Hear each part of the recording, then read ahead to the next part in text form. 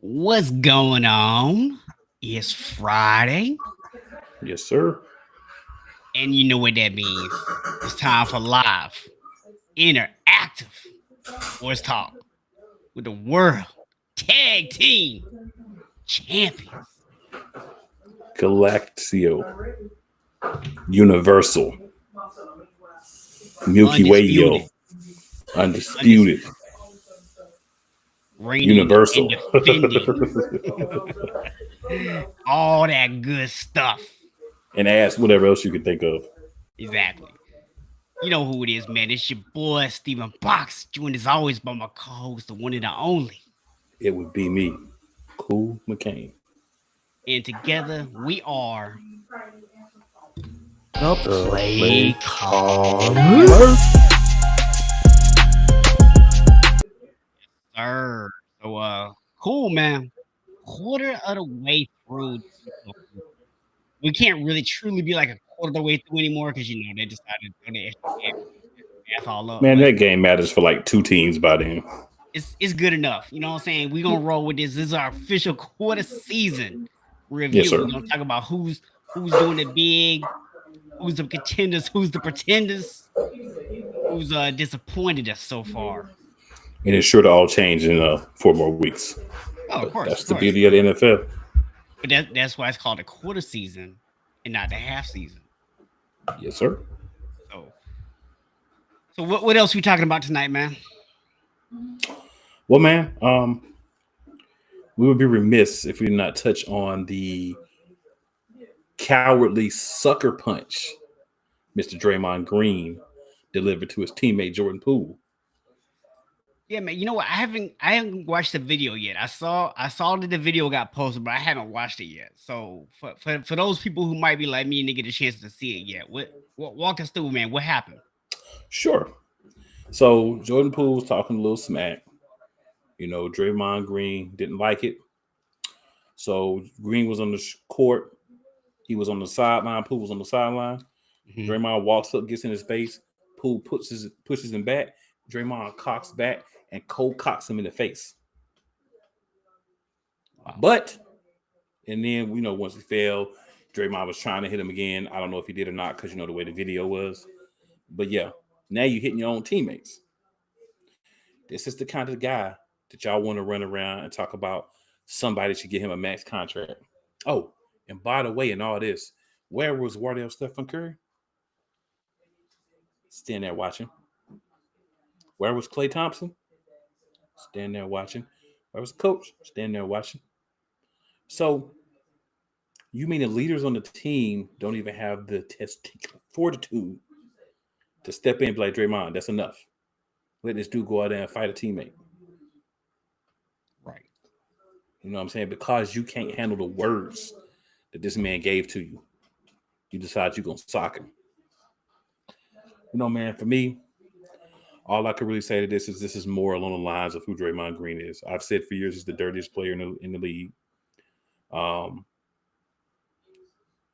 You still off on your teammate. Like, what more can you do? You know what I'm saying? This dude just, he doesn't get it. But he wants a max contract. Anybody who gives him a max contract, you are the biggest sucker in the league. And anybody who tries to advocate for him to get a max contract, you're garbage. And that includes you, Mr. Curry. So, you know, I know what a lot of people are going to say right now, right? Especially people who are fans of a certain player who can't pick a number. That Michael Jordan also, once upon a time, punched a teammate in the face. So, in your opinion, what makes this situation unique? What makes this unique is that you have a history. Dirty moves, getting up in people's face, trying to fight people. This is not a intimidation type thing. Like, I want y'all to play better. I'm trying to get at y'all. You know, this is the way I use. And plus, it's a different era. Yep. Truthfully speaking, if all the things that Michael Jordan did were recorded today, some people may have a different opinion. Yeah. but it wasn't. This is just the hearsay. This is the words that's spoken now. Yeah. But Draymond, you know the situation. Mm-hmm. You work part-time in the media, and you still felt like you had to get enough courage up to go get at your teammate and still off on him. So the fact that you understand it was going to be seen and you still didn't care, that you didn't respect your teammate enough to not still off on him, it makes me wonder, how good is Golden State going to be this year? If you got to deal with this wild dude, how good is that team going to be? Yeah, and I brought this up, and I knew this was going to be your answer, and I wanted people to hear it, because the thing is, when you start looking at situations like this in the past, it was always guys who were doing it because they were actually trying to make the team better. They were actually trying to instill some heart into their teammates. That is not the case here. This was, you got your feelings hurt, you went Carl Thomas emotional, and you reacted to it. That's exactly what happened. Yeah. You can talk about the words, but it doesn't really matter. There isn't a situation where you should go still up on your teammate because of something he says to you. No. Period. There really isn't. Unless he says your mom, your wife, or your daughters are a garden tool. And that's not what he said. Anything besides that, you should never go still up on your teammate. Yeah. Yeah, the thing is, it's there's a code for it, right? If somebody's actually talking about your family, if they bring your family into it, this is a different conversation. If it's about you, man up. But it was okay when the crowd brought his family into it, right? Last year, he just had a little something to say. He didn't go try to steal up on nobody in the crowd. Of course not. You know why? Because he knew Jordan Poole wasn't going to strike back, because Jordan Poole was going to abide by the code. Mm-hmm. So it made him feel like a big man. And like I said, man, they're supposed to be leaders on that team. Y'all stood by and allowed it to happen. No respect. Yeah. No respect as a man for you. But can we really be surprised though? Oh no. Yeah, these are the same guys that was out. These are the same guys that was like, it's Bush League for somebody to get hurt. But they let Draymond Green go out there and act a fool all the time. Uh-huh. So we all knew a day would come when the foolishness would go too far. Remember? Think about this. If Draymond Green had never opened his mouth and said, "We won without you," Kevin Durant would probably still be there. Mm-hmm. And you, even with the injuries a couple of years ago with Kevin Durant on that team, you probably would be looking at a dynasty. Yeah. But guess what? Draymond Green mouth. Oh, but he had so much to say about my man from Memphis last year. He ain't still off on no teammate. Right. That's only you. You're the only dirty dog to do stuff like that. So for me, man, not that I have respect for you, but I respect you less. I mean, I can't really say I respect him less, because that's a little respect to have from to begin with. But Draymond Green. All I can say, man, not even really surprised, but I'm disappointed. It's your teammate, bro. It's your teammate. yeah, that's one thing, man. You get into a fight with opposing people and stuff like that, but your own teammate, bro, that's ridiculous. Yeah. So there's another basketball story that we must discuss. Go ahead, sir. Tyler Hero got a new contract. 4 years, $130 million.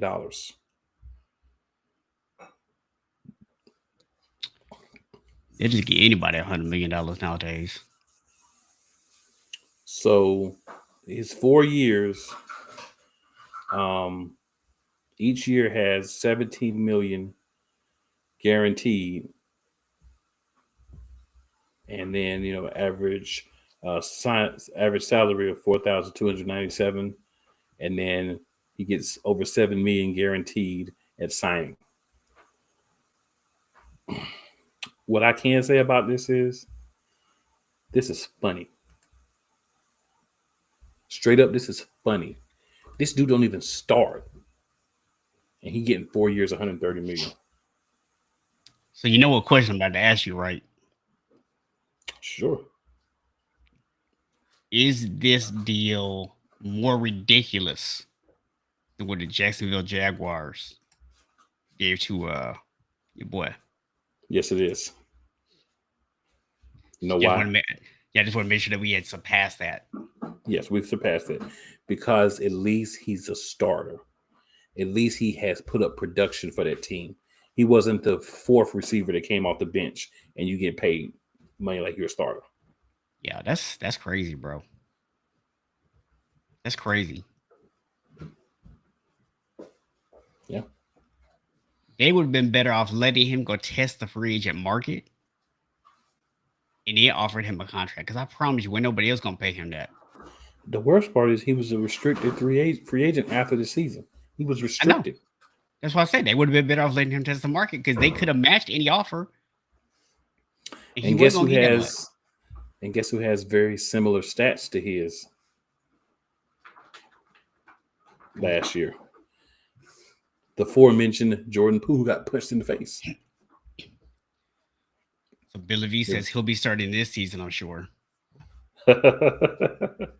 Well, Billy V, who would you start him over? That's the thing. He doesn't play defense.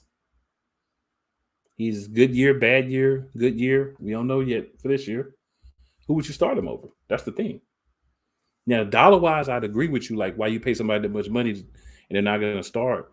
But seriously, who would he start over? I mean, I know they lost PJ Tucker, but he wasn't a starter. Yeah. So who would you start Tyler Hero over? And if you could name somebody on that team that you would start Tyler Hero over, kudos to you. I can't think of a starter that I would take out of the game to put Tyler Hero in. That's just me. Yeah, man, I think this is another example of guys getting overpaid too soon, pushing up the salaries. But what we must understand about these leagues and about these players and about these unions, they want this kind of thing to happen, right? Because if Tyler Hero goes and gets 4 years, $130 million, with Jordan Poole's ready, he's like, hey, 2 years ago or a year ago, Tyler Hero got 4 years, $130 million. Mm-hmm. So what about me, right? Yeah. Then you have superstar players, other players on that caliber with similar stat lines. If he can get 130, I need at least 160. You know what I'm saying? Yeah. Yeah, definitely not a good look. So Billy says, I guess you could pay a decent salary to a $6 man. Yes, sir. It's a little more than a decent though. That's a little bit more than decent, yes. Mr. McCain's model law says fly equals fly. I'm just gonna give you one of those real quick. But that's definitely a comment I'm always loving to hear. Didn't come from my mouth, at least not yet. Well, you'll get an opportunity to talk about your team here in a little bit. So, oh yes, I will. And let's say chomping at the bit would be over exaggerating. If you smell what the Rock is cooking. So, Packer Daily asks, what do we use to stream for free?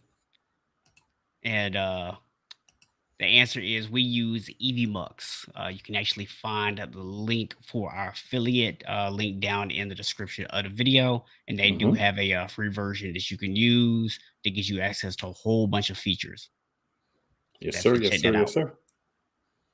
Absolutely. Appreciate you tuning in as well. Absolutely. All tunes are good tune-ins. So appreciate that. Exactly. So one thing, man, a couple things going on in the NFL right now. Other than our quarter season review here that we're gonna do, and the thing I want to point out here is the concussion protocol change. Appreciate that. Appreciate you liking the video. Everybody else, I check you too. If you haven't already liked the video, please do so right now. But when I look at the this concussion protocol, I'm a little torn on it, right? I mean, I agree that the concussion protocols probably do need to be changed. I already told you, I'm not gonna be surprised if something comes out that one of these owners of the Dolphins that have already had some questionable stuff happen this offseason, if it comes out that they slipped this dude some extra money to clear this guy, But it sounds like from what the little bit I read on it, it sounds like they're basically just saying if you have anything even remotely like that happen where your head hits the ground They just want you to not be able to come back out, even if you pass the protocol. Yeah, to me, I'm if you watched the game not last crazy night, about that one. if you watched the game last night, they even go so far as to buzz down to the field. They actually had a defensive player for I believe it was the Broncos, that actually they pulled him out of the game because I guess he had something that could have been determined to be a concussion or some type of head trauma. So they actually stopped the game and pulled him out. Yeah.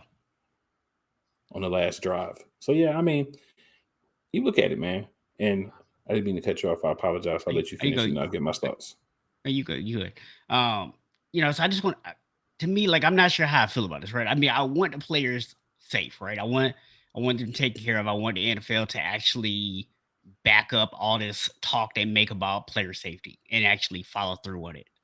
But at the same time, man, the NFL is really bad at subjective decision making.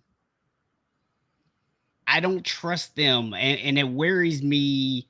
What if your star player in a game takes a head-to-head shot, and the NFL decides, oh, he might have a concussion, and they take him out for the game? If you now lost a star player on your team for the game when they were actually perfectly fine to stay in the game. So to me, like, just this idea of saying, if something happens that might be a concussion, we're just gonna pull you out, and that's the end of it. To me, that's a little too vague. I want to see some more finite wording around this before we go and start just saying the guys can't come back in at all. Well, this is what happens when you have these things happen. I talk about this all the time. What happens is overreaction, and then it starts to be used in a way that can assist or help others, depending on how it's played out. This wasn't needed. This was not logical whatsoever. This wasn't needed. This is what you needed to do. Yeah. All you actually needed to do was say, you know what?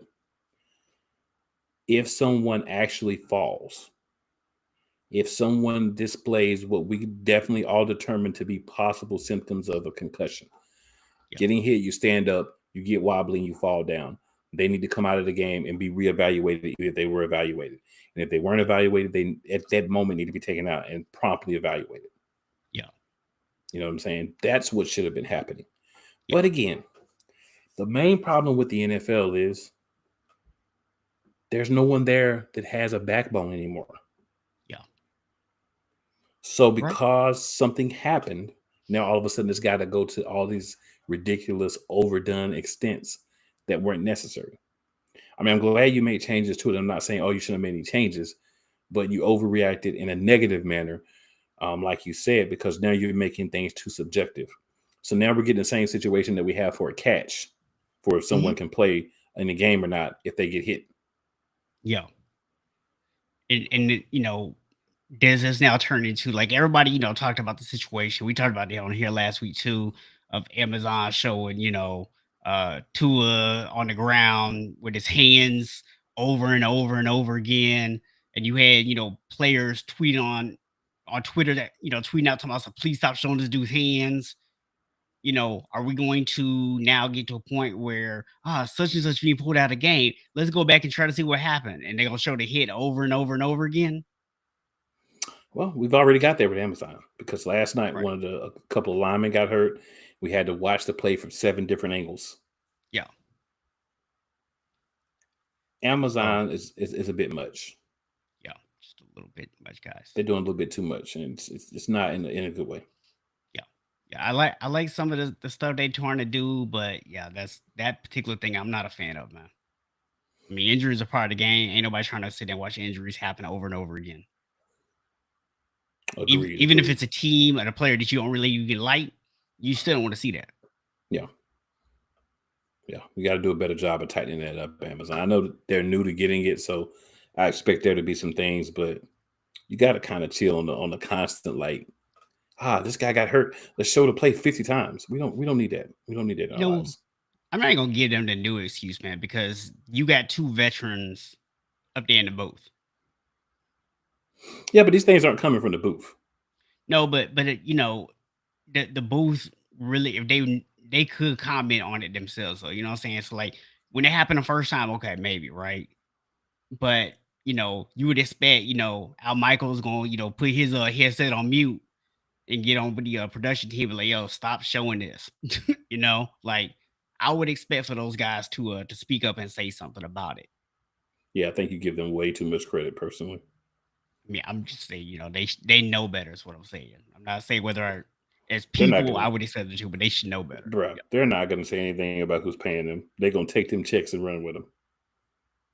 Maybe after the game, maybe like, hey, I think we need to cut down the amount of times we're showing when people are injured in the play. They got them injured over and over and over. And they could have said that. They could have just got a straight Rick James response. You never Yeah. know. I mean, they maybe do. So, gonna be interesting, man. We're gonna definitely see kind of what happens with that. So, but yeah, man. Let's go ahead and jump into this quarter season review. Unless you had something else you wanted to throw in before we jumped into that. Now let's go. So, man, let's start off with like who who are your teams that you're pleasantly surprised with this season? We're gonna say the bad teams for a little bit. Let's start with the good teams. Who's So we're gonna pleasantly save. surprised you? We're gonna say the worst for last, is what you're saying. Yes, yes. Which technically, in terms of being able to talk about them, is technically the best for last. So surprises, you'd have to say the Miami Dolphins, right? You have to put them in that list. Miami is definitely, 3-0 with Tua. They got the loss when he got hurt, but Brissett still looked decent in the loss, right? I think he just wins out of yourself because of what happened. But they're definitely a team that looks a lot better than expected. I'm gonna say the Cleveland Browns. They're leading their division at 2-2. Amari Cooper's looked like a revelation there at times. I mean, obviously, it doesn't happen every game with wide receivers. There's games where you're schemed out. There's games where you get a chance to play the games where he wasn't schemed out. He's playing very well for them. Another team with a backup quarterback that's playing well. So you're looking at because we talked about what's that team gonna look like without Deshaun Watson. Yep. So yeah, for them to be the lead of the division is pretty surprising.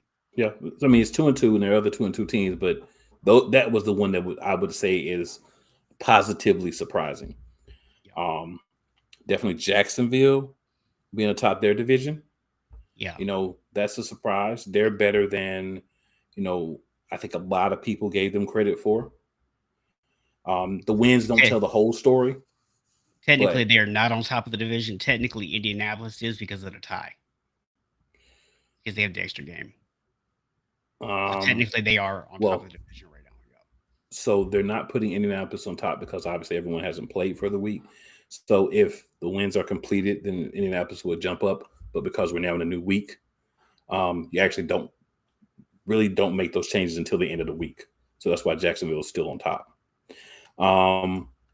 So that would be my AFC teams. I think it's not a lot of teams in the AFC, but I think Jacksonville is looking good. The Browns and the Dolphins as teams that we did not expect to look good. Now, I do want to give a shout out to the Jets as well. They're 2-2. They've won 2 games, and they're looking like a much better team with or without Zach Wilson. So I think that's a lot of to do with the coaching. Yeah. Obviously, you know a lot about that because he was your old DC. But I think those are teams that, and my teams in the AFC that I think have achieved. What about you, sir? No, I would very much agree with that list. I would say just by record, I'm honestly surprised that the Colts are, 2-2 and 1 based on the way they look. But we'll have a conversation about that later. But yeah, I would agree with those teams in terms of the AFC. When I look over the NFC, obviously your Eagles 4-0. I don't think that's a huge surprise to me. I may not have picked y'all to be 4-0, although I don't know the teams that you played, I probably would have actually picked you to be 4-0. But the Giants have actually really surprised me. I hate to give them credit, but Dallas has actually done a good job of kind of revamping their offense a little bit with Dak out and finding ways to continue to win with Cooper Rush. So you got to give them some credit as well. The Vikings actually leading their division. Definitely did not see that coming at all. So super surprised by that. Yeah. Um, yeah, the Falcons have looked a little bit better than I thought they would. Still don't think they're a great team, but they've looked better than I thought they would. Yeah. But that's in the NFC. That's really about it for me. I mean, I'm not Well, really surprised by anybody else. there's a couple of more I'd add. Even though they're 1-3, I'm very impressed with the way the Lions have looked. They haven't quite put the wins together, Yeah, which was one of the things that we were talking about, how we expected to only win like 8 or 9 games. yeah, Or I think we may have said 7 or 8, but I knew 8 was yeah. It's included. like seven. It's like 7 or 8. Yeah. Because you still have to learn how to win those close games. But the Lions look like a drastically improved team. Like I said, it hasn't necessarily generated a win-loss, but they look like a drastically improved team from last year. They look like I expected them to though. Yeah, yeah. Yeah, They look like we expected, but I'm saying when yeah, I think about what most people would have expected, they would have thought the Lions, just laying down and getting smacked around. They're actually in the games. They're not quite getting the wins yet, but they're learning. And, I think there are definitely going to be some more wins in their future this season. I also like the Bears and Justin Fields. The defense is still solid. Justin Fields obviously has work to be done, but I think yeah, they're going to be good as long as he's good. And so far this year, he's been pretty impressive. I mean, not great numbers, but he hasn't lost them games. yeah, They're 2-2. They've been in all their games. They play hard. There's a lot of teams that stink, to be honest, but they play yeah. hard. And that's a lot of all that you can really ask for. And, of course, I got to say something about the Eagles. 4-0, MVP candidate quarterback. Defense came together in record time. Still some question marks, but the last undefeated team looking to go 5-0. Last time we were 4-0 was 2005. So that's how long it's been since this team has won 4 games in a row to start a season. So very surprised about that. And there's one other team that I honestly am surprised at, and that's the Seattle Seahawks. That fact that they actually have 2 wins now, That's that fair. is a surprise for me. That's fair. a pleasant surprise because I thought they were going to be 1-16, 0-17 type of bad. And they've actually been a lot better than that. So, I got to give them credit when, they're good. When they're bad, we rag on them hard, but they're playing pretty well now. So, got to give them some props for that, definitely. Yeah, little Eagles love over here in the chat. So Yes, sir. Love it, man. Love it. yeah, I mean, listen, I'm not gonna be surprised if Seattle doesn't win any more games, or if maybe they win like one more game or something like that. But they are playing, I think, better than people thought they would. When you look at Green Bay, it's a team that I think people might be a little bit torn on because everybody kind of felt like, oh, they don't really have a lot of receivers right now. And so you kind of wonder about that. But they had 2 really good running backs and a really Hmm. good defense, and you still have Aaron Rodgers. So I'm not surprised that they've managed to be 3-1 despite some Yeah, I'm glaring not. weaknesses at wide receiver. Yeah, I'm not giving them props for being 3-1 with Aaron Rodgers. We're not going to do that. And UK Living says, "Go Beavers." That's different, but Yeah. we'll take that UK living. All right, man. So I guess we want to also talk about the teams that we're disappointed in. Yes. Let's. It's not even necessarily who we're disappointed in, but let's just talk about who's just bad. Who's just Well, I who's mean, just those. unexpectedly bad. Okay, I was about to say no because there's a couple of teams expectedly bad, but Yeah, yeah. There's no reason to like trash the expectedly bad teams. That's just there's no point in doing that, man. That's just cold blooded. so there's 2 teams at the bottom of the NFC South that I expected to be bad: the Panthers and the Saints. And I'll tell you how confident that the Philadelphia Eagles were that the Saints would be bad this year. We traded a first round pick to them this year to get another one next year. And right now it's a top 7 pick. They're that bad.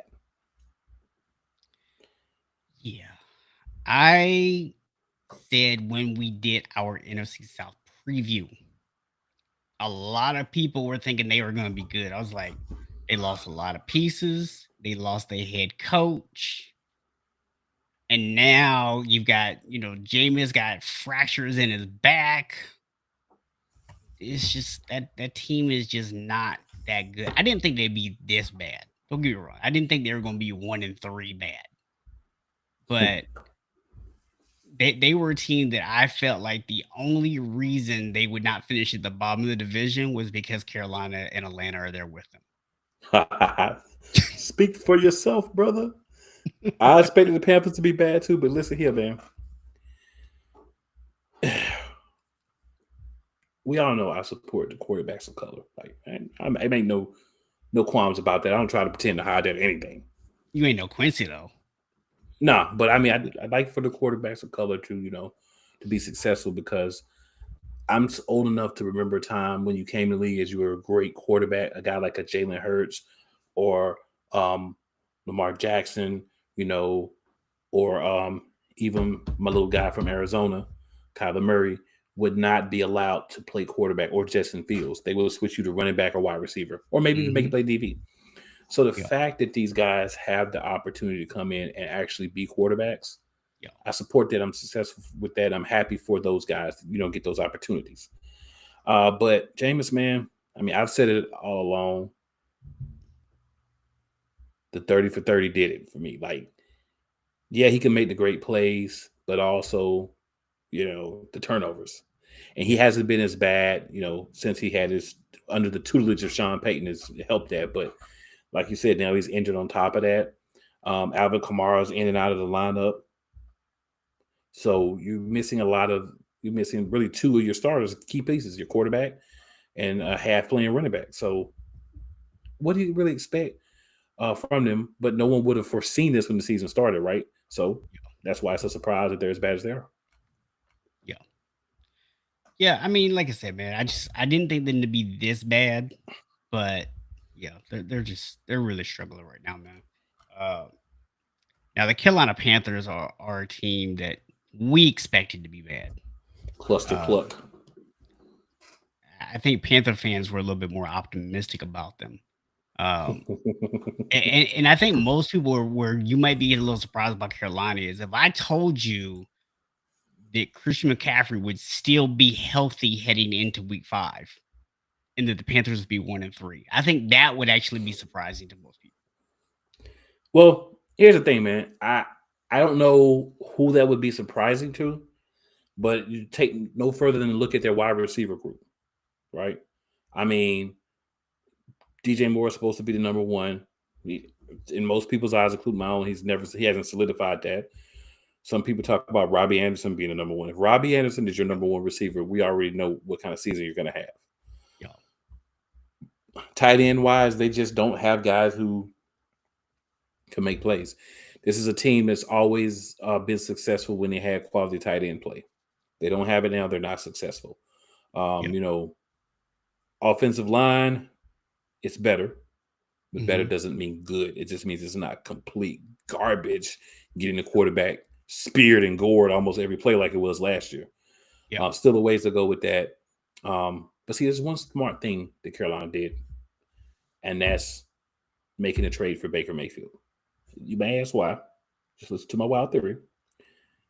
That's $9 million in cap space, and then what I think it's another 19 or something from Sam Darnold or whatever. They're both going to be gone after this season. So you're going to open up over $20 million in cap space automatically by getting rid of your weakest links, and that's your quarterback room. So, I mean, I think the Panthers looked at it and said, there's nobody out there that we can go get that we're willing to pay the price for it that's going to make us better. And Panthers fans, you were very upset. I live in Charlotte, so I know that you were very, very upset when Russell Wilson did not come there. Are you still mad he didn't come there? Because he's playing like Baker Mayfield. Yeah, we're gonna talk about Russell here in a few minutes. Yeah, he actually might be playing worse. I will say this, man. If I'm the Panthers, right, I'm pretty much already at this point preparing for who's gonna be our coach next year because I don't think it's gonna be Matt Rule. High draft picks. Yeah. So if Chris McCaffrey can actually manage to stay healthy for another few weeks, I would get him up out of there. Go ahead and trade him while you can get something out of him. Like you said, you free up that cap space, you get some high draft picks.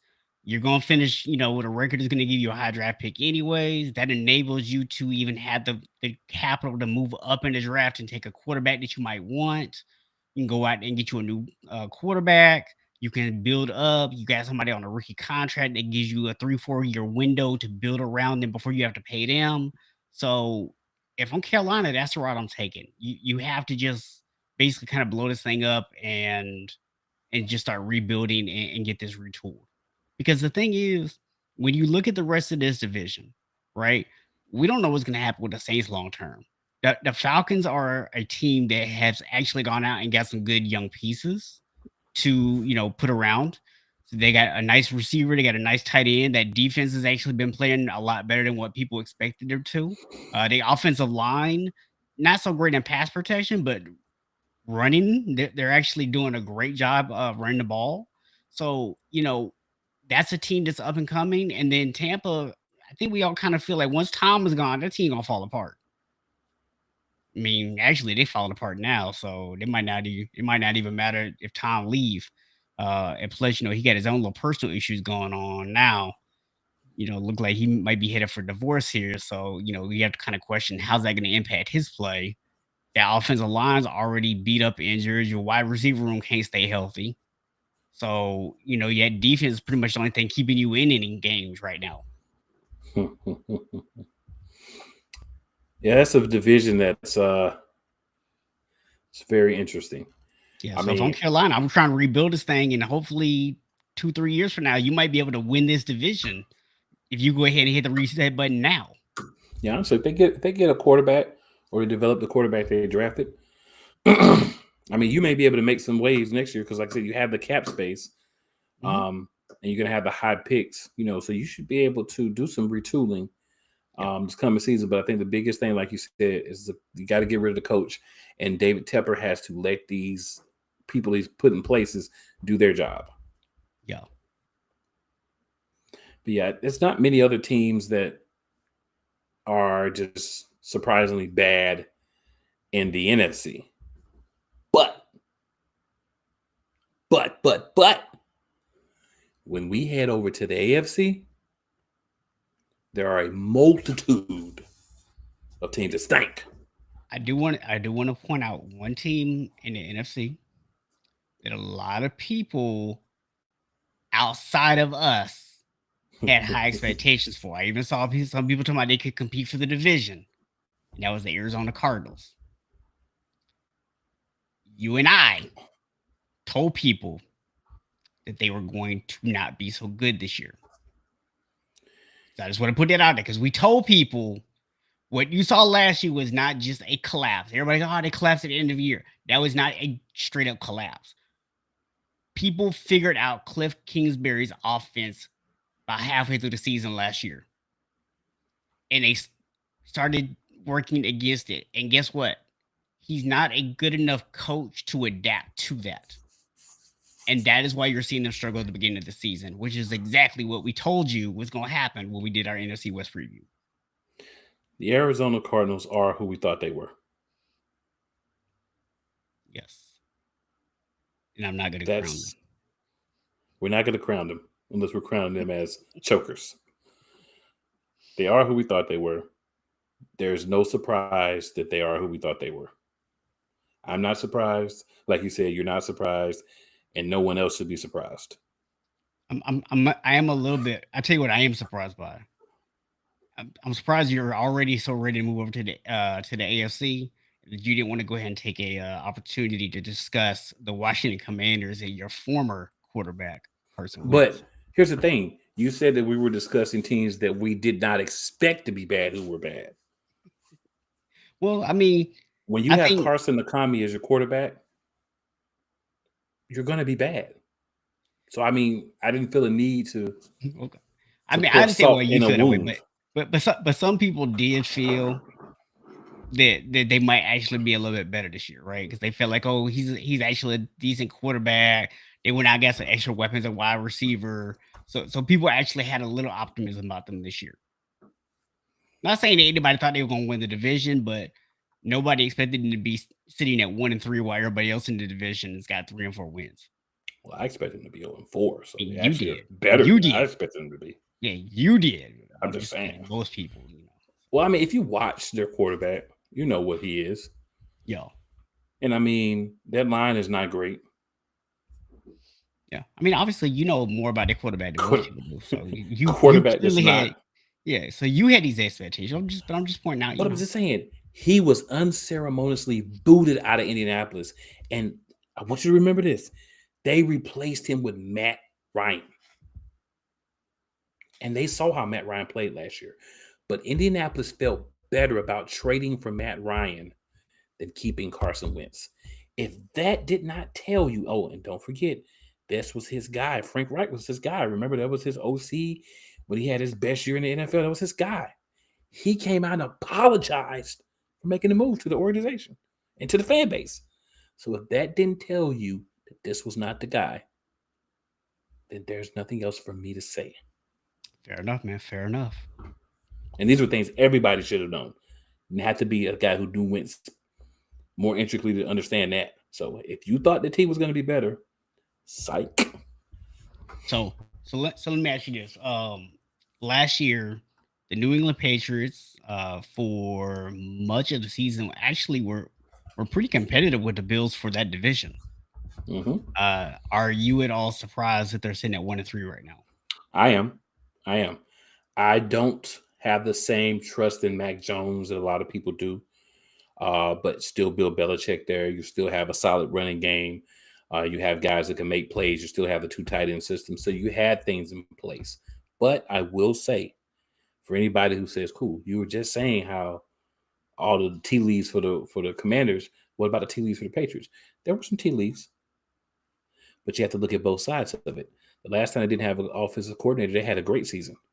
It's not happening this time. But I'm just saying, for them to be as bad as they are right now, I am surprised. Some of it is due to the fact that Mac Jones has, missed some time. But some of it is just, I think the rest of the teams have caught up. You're not going to have a stranglehold on the division forever. Buffalo was already, I think, above them. Then Miami started off strong. We'll see how they continue without Tua, because I don't expect to see him back this season, personally. But I may be wrong, but I don't expect to see him back this season. So, yeah, definitely surprised that the Patriots are as bad as they are.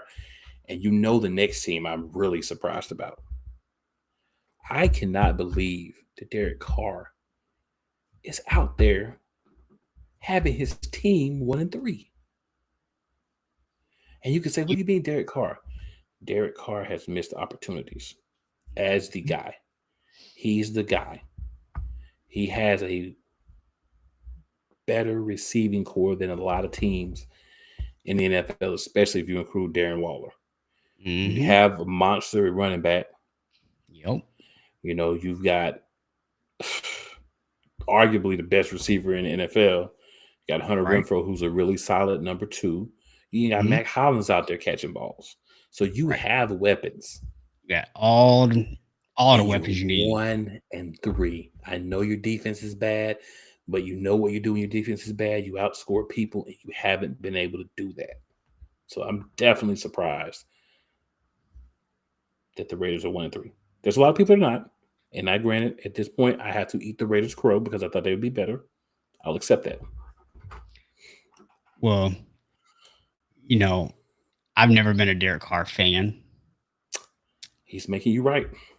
I was mad that I got stuck with him as my fantasy football quarterback this year.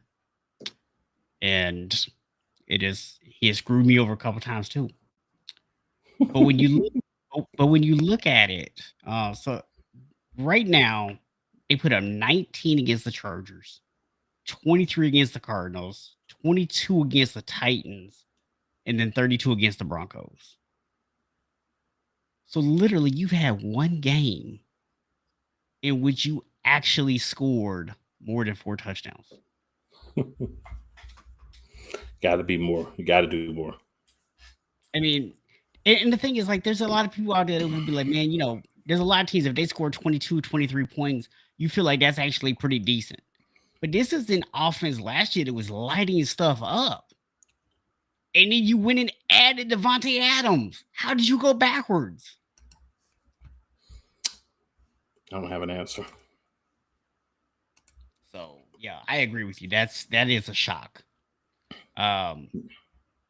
The only thing that's more shocking to me is the fact that they're actually worse than the team that's directly in front of them, and that is the Denver Broncos. You went out and you traded multiple draft picks and players to get Russell Wilson, and then you paid this man like $250,000. I mean, I know that's not the guaranteed money, but we're just gonna go with the number for right now. So when you look at that expectation, you're thinking to yourself, this is a team that should be competing for the division, right? I mean, we didn't pick the Broncos to win this division. We actually even said we didn't think that Russell Wilson going there was going to make them significantly better. I didn't expect them to get worse, though. That's a shock. Yeah. You went and brought Nathaniel Hackett in. That decision might actually have been worse than your decision to give up what you gave up for Russell Wilson. Because he is probably the worst coach, not just in the league right now, but ever. I just want to preface what you said about the Broncos being better than the Raiders by saying they have a better record, but they have faced head-to-head, and the only win the Raiders have this year is over what I'm going to now call the lowly Broncos. This is very true. So I will also say this. I watched the game last night. And I actually talked to my co-host for part of the game, and I would say this is one of those games the only people who really love football are going to watch. I wasn't saying that like, oh, I'm going to stick through this game, so I'm greater than everybody else or anything. No. What I was saying was I wanted to see with my own eyes, right? Because I'm sorry, on Sundays, especially the Eagles are playing, better teams are playing, I'm not going to take the time to watch either one of these teams play because they're hard. Yeah. So this was me saying, okay, talk football. I need to at least have some understanding of how bad these teams are, right? Yeah. And I got it last night. Yeah. Russell Wilson throws the ball behind everyone. Mm-hmm. He had an interception that was so ridiculous that me or you could have made that throw. Listen, the Broncos are so bad that after we played them, the 49ers basically went and took a long look in the mirror and said, we need to get our stuff together because we can't be losing to teams like that.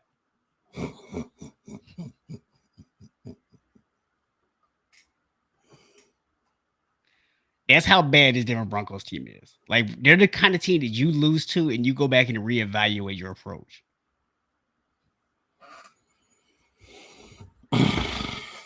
Yeah. You lost to the Seahawks. Right. And it's not the fact that it's not just the fact they lost, it's the way they're losing. Well, I'll say for me, it's the fact that they lost and the way they're losing.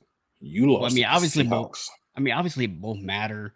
But we all know that Seattle came out extra amped for that game, right?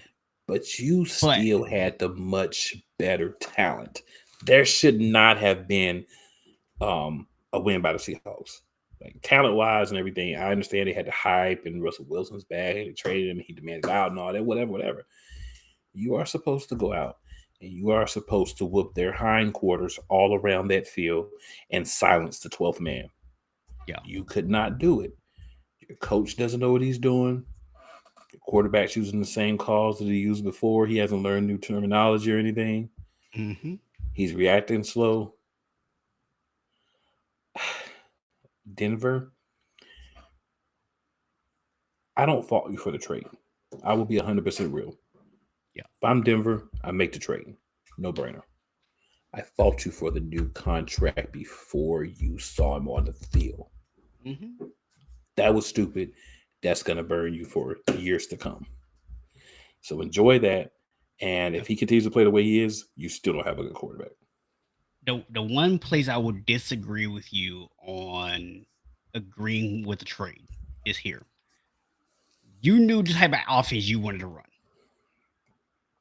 You knew that you wanted to run this offense where you're going to have him sit in the pocket and try to do what Aaron Rodgers did. That is not Russell Wilson. Okay?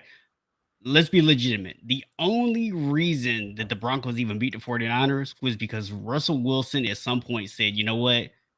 I'm going to do what I do. And he started scrambling and he started running around and he started being like Russ. That's the only reason they won that game. If he had continued to just stand in the pocket for that last series, they weren't going to win that game because they couldn't even move the football.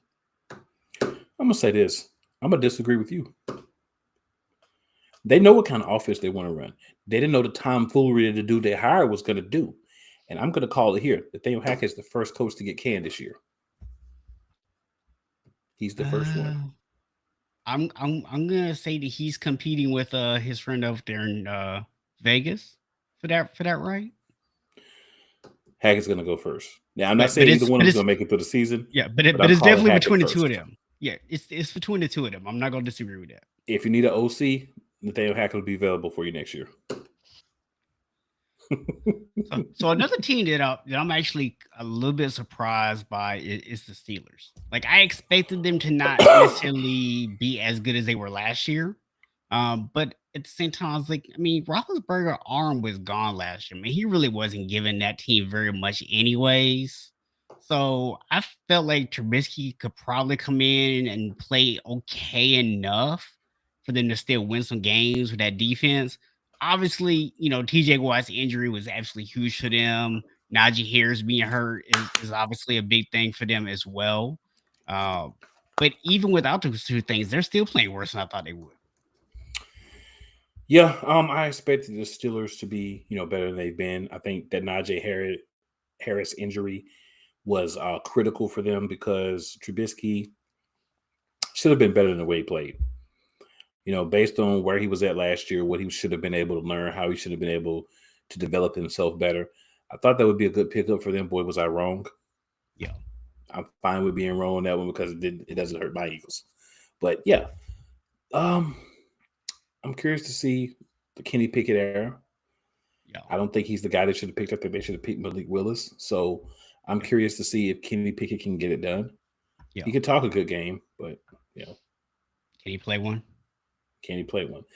Now, there's another team right above them that I am a little surprised by too, and that's the Cincinnati Bengals. We're talking about the runner-up to the championship last year. We talk about hangover and different things, but the way the Bengals lost, the games they lost, was atrocious. They started out 0-2 and had to crawl themselves out of a hole of just hard play. Yeah. I'm going to tell you the other thing that surprised me about the Bengals. You went out and literally replaced all five offensive linemen. Not one, not two, not three, not four, but all five of them.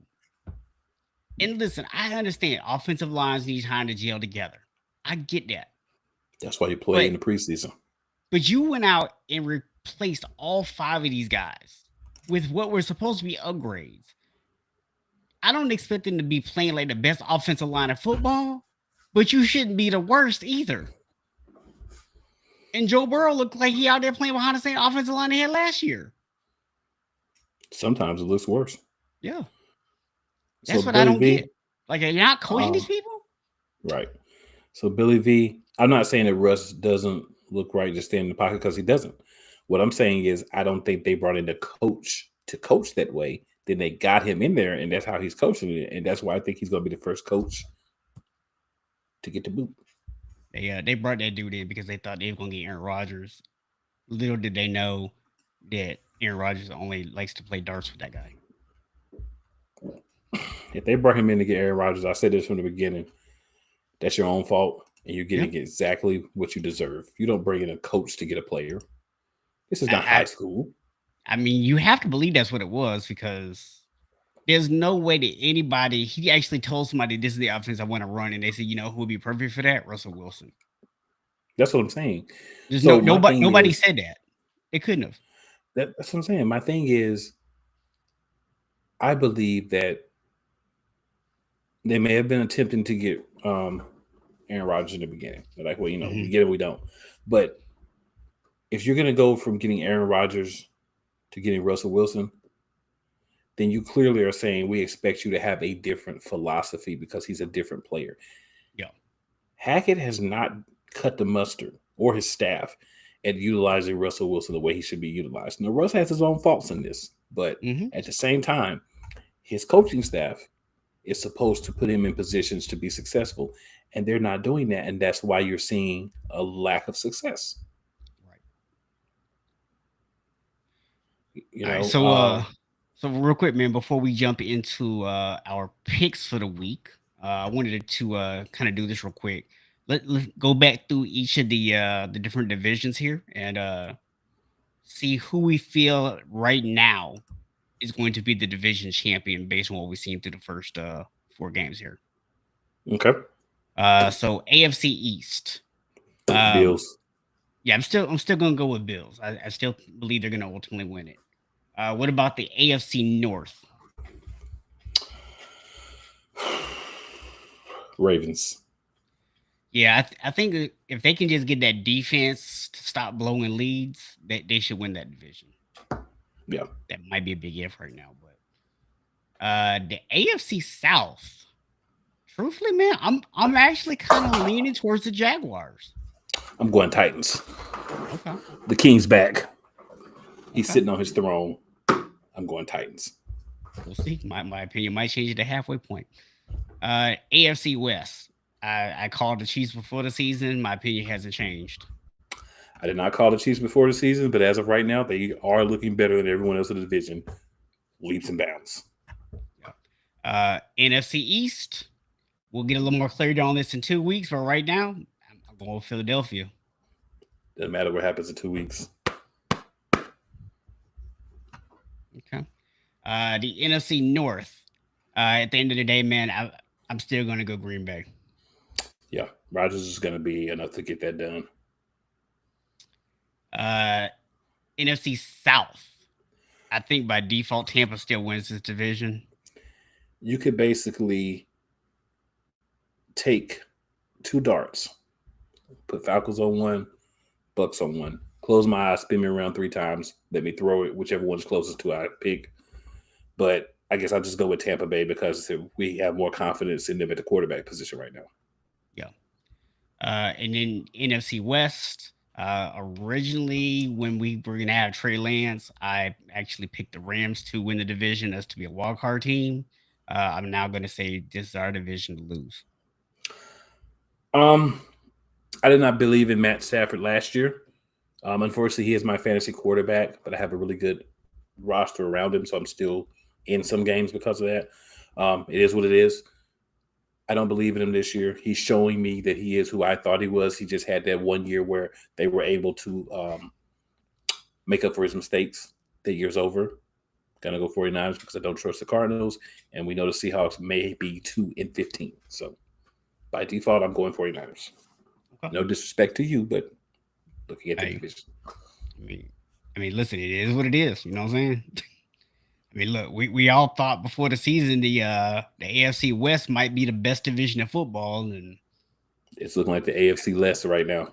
Not living up to the hype. Not living up to the hype right now. Ever. All right, so obviously last night we had Broncos and Colts. So moving into Sunday, we got Giants and Packers. New York Football Giants. Wow, our first disagreement. Feels like all is right back in the world again. I'm going with the Giants. The Steelers at the Bills. I'm going Bills. Definitely going Bills. Chargers at the Browns. I'm gonna go Browns. I'm gonna go Superchargers. Okay. Got the Texans at the Jaguars. I'm going Jaguars.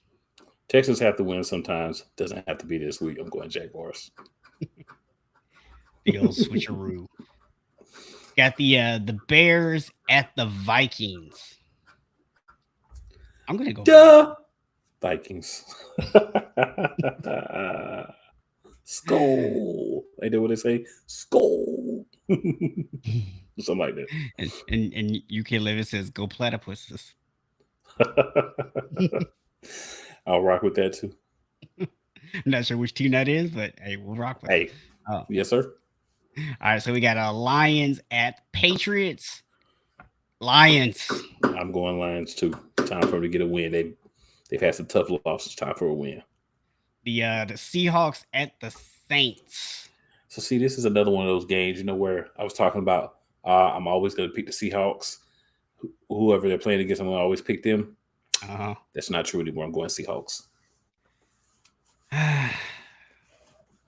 I'm gonna go ahead and give New Orleans a home field advantage and say they're gonna pull out a close one. I'm gonna go Saints. only because the game's in New Orleans. If they were in Seattle, I'd actually go Seattle. Hey, they're in the dome. That's how close this game is. You get to put the double running back trio in the dome. Yeah.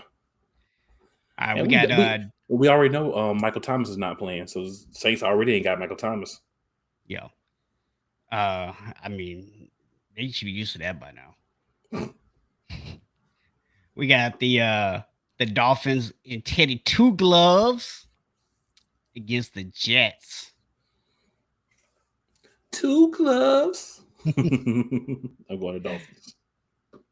You know what? I think the Jets might be able to sneak one in here. I'm going to go to Jets. I wouldn't be surprised if you were right and I'm wrong, but I'm going to go Dolphins until they prove me otherwise.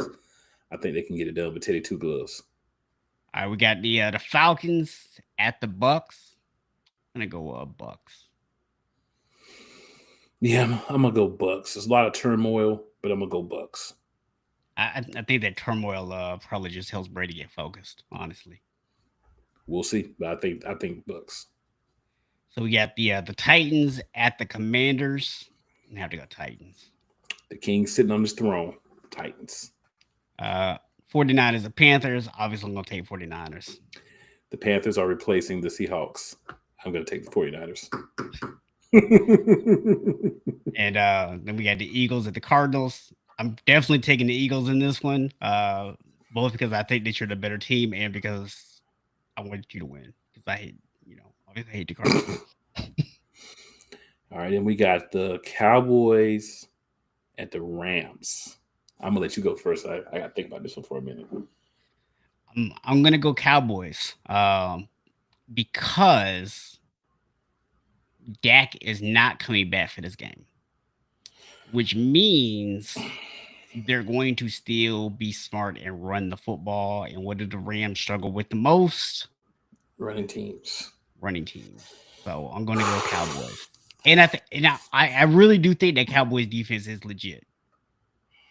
I don't think they're as good as our defense, but I think they're legit. And Matthew Stafford can, we all know, be forced to make mistakes. Gonna go Cowboys. Yeah. I know it hurts you to say that. It does. Then Sunday night, excuse me, we got the Bengals at the Ravens. I'm going to go Ravens. Definitely Ravens.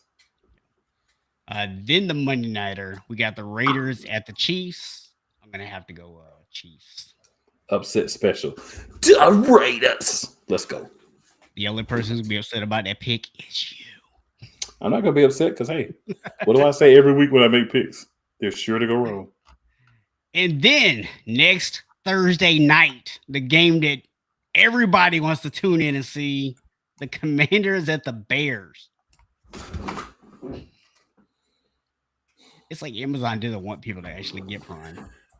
Yo, the thing is, if I'm Amazon, I'm having a conversation with the NFL like, yo, you got to give us actually some good Thursday night games later in the season. Yeah, but you got to give better games early. Like, you could do better than the Commanders and the Bears. I'm sorry. You know what I'm saying? I'm going to Bears. I'm definitely going to Bears. I mean, yeah. I'd like for the Commanders to get a win and kind of show people that, division's pretty solid, but I just don't see Carson Wentz being enough to help this team be successful. I mean, he's still Carson Wentz. Yeah, That's the thing. I was saying it all off season. Still saying it. As long as he's in at quarterback, it's gonna be hard. pretty much. Yeah. So yeah, so that's our picks for the next week. Uh, how are we doing on our picks? Did you have a chance to add those up or no? I didn't. I don't think anybody Oh, else cares either, so I didn't. yeah, I don't care. I just I figured I'd ask just in case you had the number. Not a big deal either way. We Nah. we mostly just do these for fun, so it is what it is.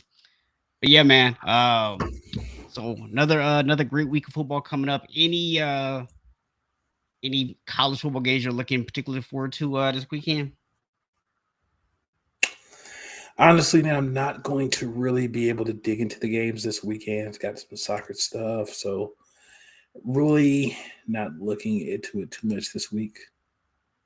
Just more Okay. kind of, I'm just going to roll with what happens. I know there is one top 25 matchup of two undefeateds, so that may be a little interesting, but not really anything.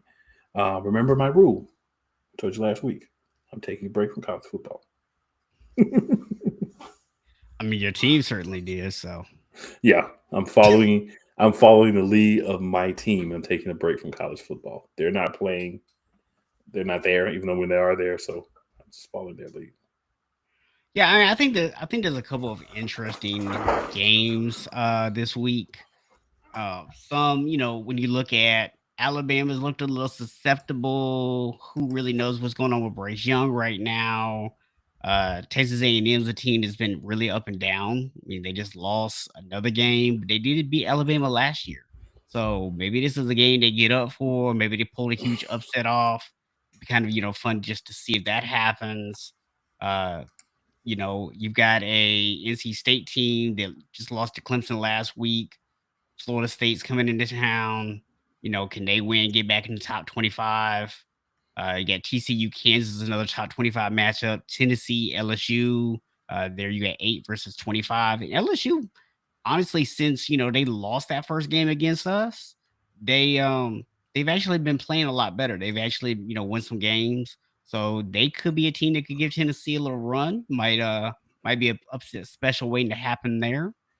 And then Utah UCLA is another top 25 matchup. So couple interesting games going on this weekend. So and then of Yeah, course not a top 25 matchup anymore, but always fun to watch rivalry games. Texas Oklahoma Red River rivalry is this weekend. So yeah. And should TCU be and fun with Kansas is the game between the two undefeateds I was referring to. yeah. I actually do still watch college football. I just kind of put the front because Miami stopped playing, so yeah. But I Oh did have man. one other quick shout out. I always do my little thing at the end. Yep. There's a gentleman who just broke the American League record for home runs. Yep. Shout out to him because there's a lot been said about Barry Bonds and he cheated, whatever, whatever. I say this all the time when the conversation comes up. What were the pitchers doing? Do you not think they were juicing? Come on now. Do we really think that Sammy Sosa, Mark McGuire, a little bit before that, Jose Canseco and Barry Bonds were the only people that were juicing? If you do, then you are the biggest fool to ever watch baseball. That was called the steroid era for a reason. They know that everybody was doing it. Yeah. They know. And they know if they wanted to take down more people, they could, but they're not because the sheep that listen to the media, that watch these four little networks all day and just spit back out what they say, they're trying to make a case that a guy is not great because he took the same substance that other people were taking. Yeah. That's my take. Even before juicing, he was one of the best of all time. Get over yourselves. He belongs in the Hall of Fame. Let's do what's Yeah. right. But congratulations, Judge, for breaking the American League record. Big ups. Yeah. When you talk about the steroid thing, I will say this too, man. Barry Bonds, whether he was juicing or not, juicing doesn't help you make contact with the ball, right? Might give you a little bit more power. It might, help you get the ball up on the fence a little bit more frequently, but it's not going to help you swing. It's not going to help you make contact. So you still have to respect the fact that he actually made contact with the ball to get all of those home runs. And I think that's something that gets overlooked a lot of times when people start talking about the steroid thing, because steroids don't help make you a better hitter. They just make the ball go further when you hit it. And even then, you still gotta have you still gotta have good technique. Very Look, true. There's a lot of guys, like you said, they were probably juicing up. They probably didn't play any better in that. They were all juicing. They were all juicing. Right? So they ain't telling me that they do juicing. There's about 5 of them that weren't. Yeah. Ken Griffey Jr. was one of those 5, by the way. Yeah. So congratulate to Aaron Judge. I will say this. I understand his history and all that kind of stuff, but here's the thing. A little future note for ESPN and everybody else. If I'm watching a college football game, it's because I'd rather watch college football than baseball. If you want to come in and have like a little break and say like, hey, Aaron Judge just broke the AL home run record. Here's the at bat where it happened. I'm okay with that. But for you to go and pause my game, basically put my game on a little tiny screen over to the side, take away the game audio, and got me watching this dude strike out or get 4 balls pitched to him, I don't want to see that. And then you go take away the audio and send me to the baseball audio too? Stop doing that. If anything else happens to baseball, please do not do that crap again. The people have spoken. And if you look on the internet, you will know that people are not happy about it at all. No one wants you to interrupting their sports for that nonsense. Can't argue with that, man. Well said.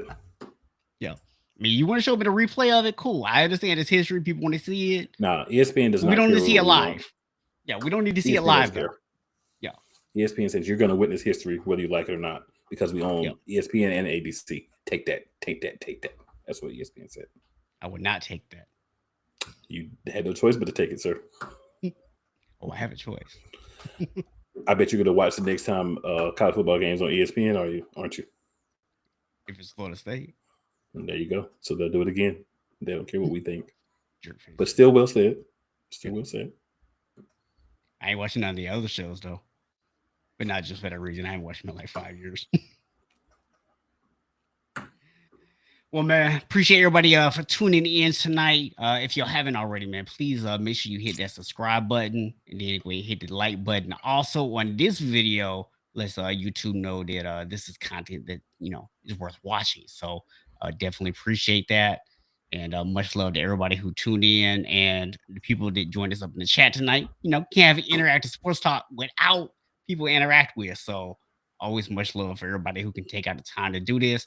I know everybody can't make a live, so if you're catching this on replay, still nothing but love for y'all, man. So, final thoughts, sir? Already done. I didn't know if you had anything else to add on that, man. When next Friday night, 7 p.m. Eastern Standard Time. Bring a friend. Play callers.